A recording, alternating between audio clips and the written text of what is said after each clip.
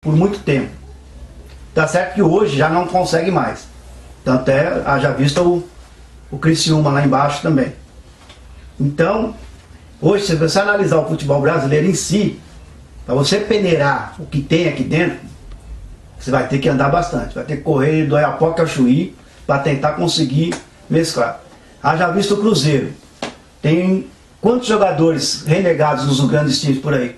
E olha a campanha que o Cruzeiro está aí. Diz que tem um moleque bom na base lá, né? Chamado Gabriel. É o Gabriel. Que já estão de olho nele, talvez ele não fique no Palmeiras. Mas o problema do futebol brasileiro hoje está sendo que o olheiro hoje está olhando só os times de cima. Não estão olhando os times de baixo, não estão olhando a América Latina em si. Estão olhando só os times grandes daqui do Brasil. Não, mas nós temos também um problema que é o seguinte: se você catar um jogador hoje aí que tá jogando, começa hoje jogando bem aí, um molequinho tá jogando bem hoje, se vem um time brasileiro e oferece um dinheiro pra ele, ele prefere ir pra fora do que jogar aqui no time do Brasil, porque ele sabe que lá fora ele vai fazer mais sucesso que aqui. Isso é verdade. Então você não acha que tá muito mais difícil hoje pro Palmeiras se reerguer com esse tipo de problema? São Paulo, por exemplo, fez uma estrutura ótima lá em Cotia, mas não revela ninguém. Gastou milhões, mas não revela ninguém. Então às vezes eu fico pensando assim, será que os times, as molecadas que chegam lá na porta para treinar, será que os olheiros lá, os caras que olham, que analisam, será que eles ficam lá o dia todo olhando assim e falam, caramba, não tem um aqui que presta, não tem um craque? Sendo que o Brasil sempre foi assim, sempre um celeiro que surgiu grandes craques. Nos times todos do Brasil, quantos times tem no Brasil? Será que durante o dia lá, que os caras ficam olhando, não aparece um assim que aproveita? Ou tem muita politicagem que atrapalha muita política dentro desse surgimento de bons jogadores? Surge. É filho de conselheiro, é filho de diretor, é playboyzinho que já tem empresário, filho de jogador. Filho de jogador. Mas você ficaria, Eduardo, com o Valdívia esse ano? Eu ficaria com o Valdívia.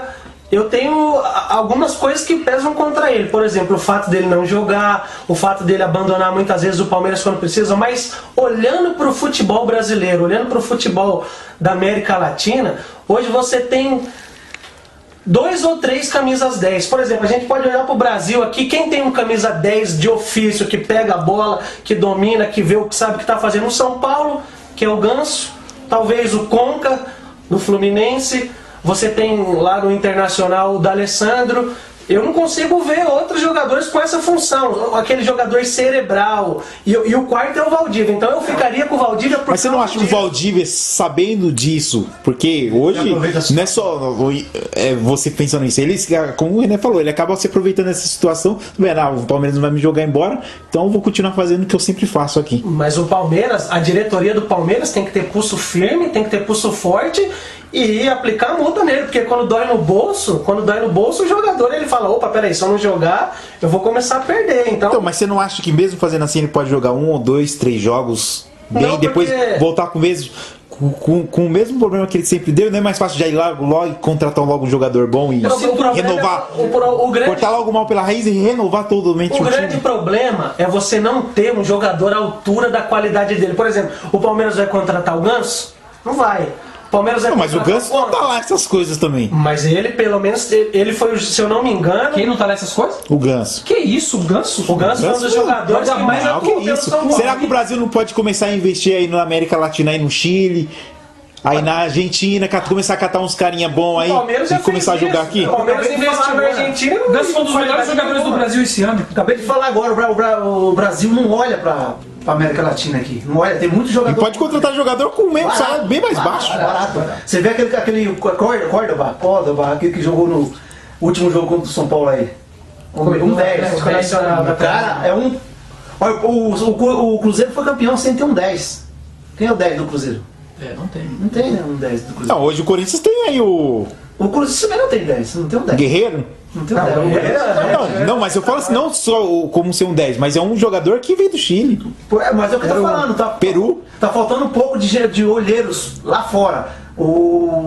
Os times do Brasil não tem olheiros lá fora pra olhar uns jogadores da América Latina que é barato, jogador barato. Mas jogador de fora, o Valdívia. Então, mas você não acha que é uma vergonha? O Palmeiras hoje tá dependendo de um jogador que é de fora que joga meia boca e faz o que quer hoje no Palmeiras. Eu sinto pra você um jogo do Palmeiras contra o Corinthians, o jogo tava 0x0, começo de jogo, o Valdívia levou a mão na coxa. Tava quase pedindo pra sair, só que aí na hora o Palmeiras foi lá e fez um gol. O Henrique fez um gol. Aí o Palmeiras fez um gol, é tipo que, ganhando, agora tá num bem bom. O Valdívia foi melhorando, jogou o jogo quase todo, saiu só no finalzinho do segundo tempo. Quer dizer, você vai percebendo algumas atitudes assim que parece que o jogador não faz esforço. Como eu falei aqui do Falcão, o cara vai jogar com injeção, porque o grande craque, o grande jogador é aquele que vai pro pau. Então se domingo o Valdívia não for pro jogo, eu acho que já tem que mandar ele embora antes. Se não for pro jogo, aí que tem que ir embora mesmo. Você acha que o Palmeiras ganha o próximo jogo? Eu acho que o Palmeiras vai ter grande dificuldade nesse jogo aí. Não arrisco que o Palmeiras ganhe, não. Eu acho que vai ser um empate, vai sair um empate nesse jogo. O Palmeiras empata, mas não cai. Porque os outros dois, Vitória e Bahia, é muito fraco. Ele vai escapar pela ruindade dos outros, não pelos méritos dele. Eu acho que o Palmeiras ganha com uma grande atuação do Valdívia. Ele pode ter todos esses defeitos, mas ele sabe jogar futebol. Aí ele vai ganhar mais 2 anos. Tudo bem, aí aquilo que eu falei, cabe à diretoria do Palmeiras ter pulso firme e saber como tratar isso aí, mas que o Valdívia é inegável. Você não pode dizer que o Valdívia não sabe jogar futebol. O Valdívia sabe jogar futebol, é o jogador que levanta a cabeça. Mas o jogador bom é jogador bom que levanta a cabeça. Joga quando ele quer. O problema mas a gente, pensando aqui, hoje a gente sabe que não tem nenhum palmeirense aqui, mas você não acha que é uma vantagem hoje manter que o Palmeiras continue assim, ou sempre lá embaixo, não, sabendo que não vai conseguir, não tem aquela rivalidade? Ou vocês preferem que o Palmeiras se reerga e tenha a rivalidade dos clássicos? Olha, eu prefiro ver o Palmeiras grande como eu sempre vi. Apesar de não ser um torcedor de Palmeiras, o melhor time de futebol, o melhor elenco, o futebol mais vistoso que eu já vi jogado no Brasil foi o Palmeiras da Parmalat. Foi um grande time. Eu não acompanhei o futebol nos anos 80, eu acompanhei o futebol... mas naquela época a gente não pode nem falar que era Palmeiras, era Parmalat. Não, mas era o Palmeiras. Não era o Parmalat, só colocou lá o Palmeiras, mas era Parmalat. E hoje você vê o Palmeiras nessa situação é algo lamentável. Eu particularmente gosto de ver o futebol nivelado de uma forma alta, onde você vai ter um espetáculo. É bom, por certa forma, você, por exemplo, o São Paulo nos últimos jogos contra o Palmeiras foi 6 pontos no Campeonato Brasileiro, mas eu gosto de ver times bons para ter grandes rivalidades, grandes jogos, grandes espetáculos. Então é triste ver o Palmeiras nessa situação. Nesse campeonato aqui, quem que você acha que foi o melhor jogador? Melhor jogador desse campeonato? Desse campeonato brasileiro. Olha, é difícil falar. Eu acho que o Cruzeiro foi o destaque do campeonato e a dupla do Cruzeiro talvez tenha sido os melhores jogadores. Mas a gente não pode esquecer quem foi o artilheiro do campeonato. O Fred. Pode o negócio. O que o Fred fez? O Fred veio banido, praticamente condenado da seleção da Copa, e foi artilheiro. Até a rodada para trás, um dos artilheiros era o Henrique, e o Palmeiras está caindo. Vai entender. Então, mas o que eu quero dizer é o quê? O Fred, praticamente, se fosse eu, depois que ele fez na Copa, eu já tinha encerrado a carreira. Pra você ver o nível do futebol brasileiro, tá tão baixo que o Fred é o artilheiro do campeonato. 200 milhões de pessoas. Na minha opinião, o melhor jogador do campeonato é o... E se a gente for tirar pelo média, o Fred teria que estar na seleção brasileira por ser o artilheiro. Se for tirar assim por rendimento de gols... O artilheiro do Campeonato Brasileiro está na seleção brasileira. Ele não está. O melhor jogador que eu acho do campeonato. Mas você perguntou o melhor jogador do ano? Do ano de 2014. Desse campeonato. Vamos fazer logo o melhor. Desse campeonato brasileiro. O melhor do campeonato? Brasileiro. De 2014. Everton Ribeiro e Ricardo Goulart. Entre os dois. Fico com os dois, eles estão ali no mesmo... Tem jogadores melhores que ele. Melhor técnico. Melhor técnico, Marcelo Oliveira. Você, Renê? Vou de Everton Ribeiro também. Theo? Do Campeonato Brasileiro? Everton Ribeiro. Do melhor jogador do ano, Ganso, Paulo Henrique Ganso, melhor jogador de futebol brasileiro no ano. E com destaque também para o Diego Tardelli. Demir, você acha qual foi qual? Eu acho o Guerreiro. E o melhor técnico? O Guerreiro, o melhor técnico é o do Cruzeiro mesmo. E outro, você não me perguntou, mas eu vou te responder. O Palmeiras cai com empate. Cai com empate. E quem vai subir, por incrível que pareça, vai ser o Vitória. Eu também acho que o Palmeiras cai, junto com o Botafogo. E melhor técnico eu não votei, eu acho que o melhor técnico também foi o Marcelo Oliveira, do Campeonato Brasileiro. Ele foi o melhor e destaque também pro Leverkusen, melhor técnico ele foi campeão da Copa do Brasil. Eu votaria nele como melhor técnico do ano, o Leverkusen. Pô, nós tá vendo aí com o Mano, ele tá quase saindo do Corinthians. Cara, ele não vai ser o técnico. Eu acho que ele também não fica. Eu acho que não vai ficar. Eu acho que não vai ficar. Quem você acha que o Tite volta? Com certeza. O Tite, como ele foi demitido do Corinthians de uma maneira assim... Ou melhor, se o Palmeiras chamar o Tite, ou o Corinthians chamar o Tite, se você fosse o Tite, você votaria ou não? Você sabe que o Tite fez uma grande campanha no Corinthians, ele vindo agora, ele pode se queimar. Mas sabe o que aconteceu com o Tite?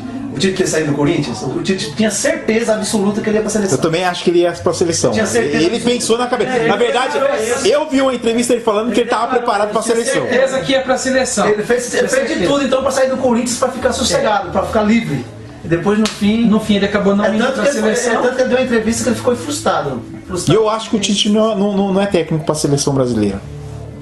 Por ele não ser um jogador que nunca jogou na seleção, nunca teve na seleção brasileira, então pra mim não é. Eu acho que só dá pra saber se meia boca hoje o Dunga. Depois que ele entrar lá e fazer um trabalho. Com o tempo, né? Se deixarem fazer um trabalho. Né? A seleção brasileira não sabe que é complicado o negócio lá. Você acha que o Tite volta, René? O Corinthians tem um rival grande aí atrás do Tite. Internacional. A briga tá boa. Mas eu acho que ele ainda vai dar preferência pelo Corinthians. Se não for ele, você acha que vai quem? Mas quem é o técnico internacional? Abel não vai sair do Internacional. O Inter tá atrás do técnico do Internacional. Mas você está querendo um técnico internacional. Aí vai depender. Aí é seu careca. É o seguinte, vai depender da eleição. Vai ter uma eleição lá no Internacional agora, no final do ano. E se o atual presidente ganhar, que é o da mesma chapa lá, se ganhar, fica o Tite. Fica o Abel. Se ele perder, que aí diz que tem uma rivalidade entre o presidente que está para entrar agora e o Abel, que não quer o Abel. Mas se ganhar o presidente... Os dirigentes do futebol brasileiro são puramente amador. Um exemplo disso, ter mandado o Tite embora.